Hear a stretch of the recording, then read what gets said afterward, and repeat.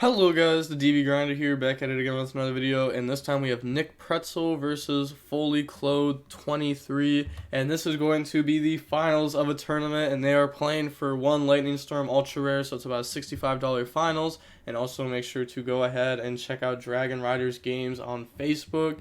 They're the ones that host this tournament. Make sure to go ahead and check them out. I'll leave a link down below in the description to them, and let's hop right in. So we're going to see 23 win the rock, paper, scissors, shoot, and they're going to go first, 40 versus 40. Gotta love to see it. Opening hands, we have Regeki, Ash, Rose, Area 0, multi-roll.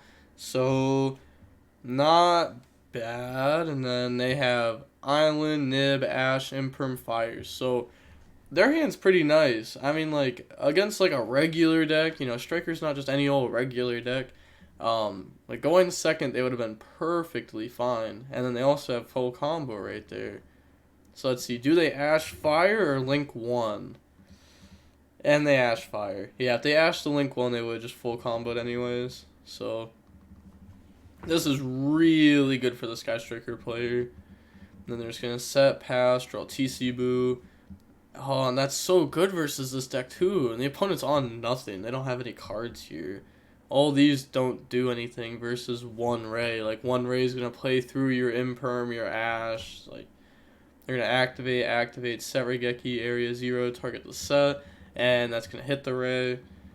You know, they already had access to it through, like, multi-rule send, but then they probably would have just Ash Blossomed this. Then they would have just normal summoned out Rose, and they would have been perfectly fine. But normal Ray, battle phase, they're going to attack over, and then effect the tag out, summon Hayate, do the poke, and they're going to take that, and then effect the dump Widow Anchor. And then main phase 2, Kagari effect, target, and then they're going to chain Imperm on this.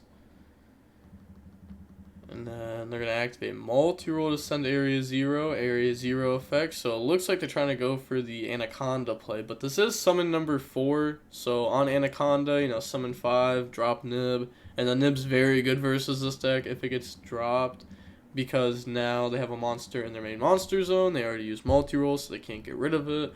So, you know, Sky Striker spells won't actually be doing anything. But to be fair, TC Boo is just enough.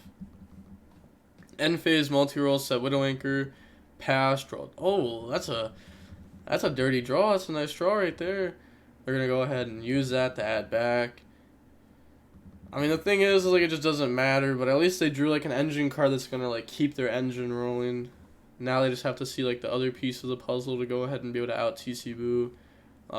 Activate Link 1 to go search Island. Now they have 3 islands in hand. Then they're going to get rid of those, go for Security Dragon, activate. And the reason why they have to link away Nib is because this has to have no monsters in the main monster zone to be able to activate to special summon. Chain TC Boo. Oh, they hit the Pepega Laugh. Oh, that's such BM. And then they're just going to pass, draw Celestial. It's a horrible draw there. And then normal summon out Rose, activate multi-roll, get rid of token.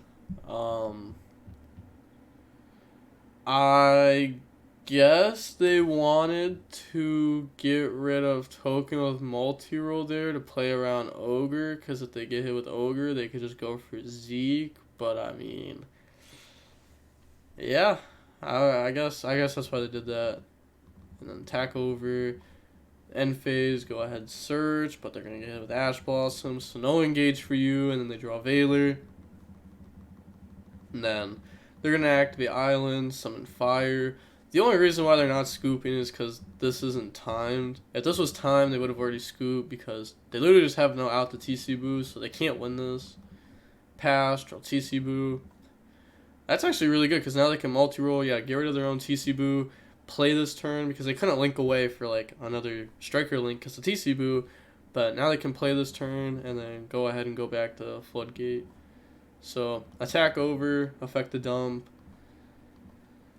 and then they're going to go ahead and dump the Widow Anchor there, and then link away for Kagari effect, chain Veiler on that. Oh, so they are going to, I think they just go, yeah, I mean, you just summon a Shiz, set, pass. Well, you know, end phase, go search, engage, pass. Engage is a pretty good card. pretty good. Pass. Sorry, like losing my voice a little bit. They're gonna draw Signet Mining, and then Island to summon, and then they are going to activate that effect. Chain Widow Anchor on it to take. Also, this should be banished because this was set off multi-roll. I mean, it was a long time ago, but I mean, it still should be banished. It's actually like 6 turns ago that was set. It's kind of incredible. It doesn't even matter here though, to be honest. They're gonna ditch the island, go search. Like the opponent might think it will matter, but then they're gonna flip another TC Boo and it's just gonna be game. So summon out, fire effect to go search. Fire will go ahead and grab the Doshin. I don't know why they summon this in attack, but they summon this in defense. It doesn't really make sense. They want to read it here. On resolution of it being searched, flip TC Boo. Battle phase attack, but they have... Well, this shouldn't be in graveyard. But either way, they should not be able to beat over this. Yeah. Then they can't control both because, you know, TC Boo. This should just be in graveyard here. But, alright. Hey, and they caught that. But again, it just doesn't matter here. Like, all these, like, accidental cheats just don't matter. Because, like, it's just game. The opponent loses. Afterburners pop, and then they're going to activate Engage, and they admit defeat. Moving on into the next game, we are going to go ahead, and we are going to see the Adagnister deck go first. Opening hands, we have Engage, Ogre, Imperm, Rose. Yeah. That's the handshake. Then they have Crossout, Signet Mining, Pikachu, Cosmic, Crossout. This is actually pretty good, but they're going to summon, effect, go search, and then that's going to go grab the I Meet You. Then go for Dark Infant effect, go search the field spell.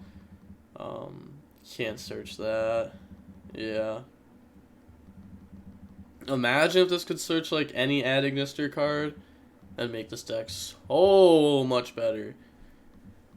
Then they're going to activate. That's going to reveal fire. And go search. I chose to not imperm this. Guessing they're just wanting to hit them later on. But Island, summon fire, fire effect. They're probably just saving it for Templar. That's the next, like, you know, place to hit the deck. Go for Cyber's Wicked. Island, summon, effects, banish, go search wind, effect, add back from the graveyard. You know, extremely standard plays for this deck. This is what the turn 1 always looks like. Summon Splash, Doyon, add back. Well, at least, like, you know, it's like super standard plays. There are like bombered plays and stuff, but most people don't go for stuff like that. Especially because, like, how popular, like, Chalice, Imperm, Droplets, Dark Ruler are right now. So they're going to summon, and then activate the effect to go ahead and dump. That dumps the Danmari, which is a negate, and then Splash Mage, summon out. And then they're going to get rid of those, go for the Wind Pegasus, Wind effect, special summon back out Doyon, turn all those into Dark Templar. And then they're going to activate Island to special summon. They said reading. Oh, we got a reader. Yeah, you can't, like, you can ogre it, but then the thing is they're just going to reset it and use it again, so there's no point of ogreing that. Just the worst ogre ever. Summon, Dark Templar, Chain Imperm. Ooh, they let it go. Oh, they weren't thinking about Crossout. They were not thinking about Crossout. Yeah. That's tough. That is tough. Now they just go for this, and all of your hand traps don't do anything now. Should just Imperm Templar. Yeah, 2. Oh, whoa, whoa, whoa. That's, That don't sound right, but we're going to see Sky Striker decide to go first in Game 3. Opening hands, we have Celestial, Fusion Destiny, Rose, TC Boo, Ash. Hey, this is perfect, honestly. Like, this obviously isn't very good, but, like, you have a way to extract to get engaged. You have Hero, you have Floodgate.